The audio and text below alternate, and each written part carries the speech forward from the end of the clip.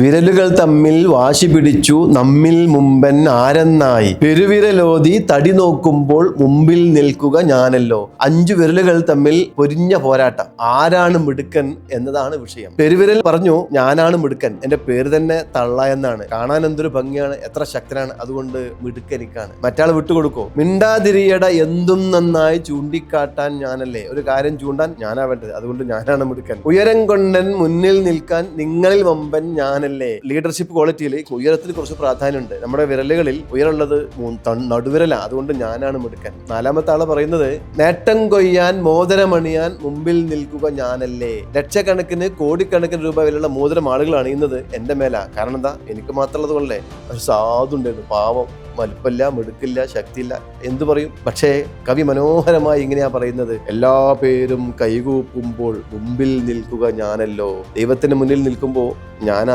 മുന്നിൽ നിൽക്കുക, നിങ്ങളൊക്കെ എന്റെ പിറകിലാ. എന്തെങ്കിലും അബദ്ധം കാണിച്ചിട്ട് ആളുകൾ നിങ്ങളെ അടിക്കാൻ വരുമ്പോൾ സോറി എന്ന് പറഞ്ഞ് നിങ്ങളെ രക്ഷിക്കാൻ ഞാനാ മുന്നിൽ ഉണ്ടാവുക. ആരും ആരേക്കാളും ഉയരത്തിലല്ല, ആരും ആരേക്കാളും താഴ്ത്തുമല്ല.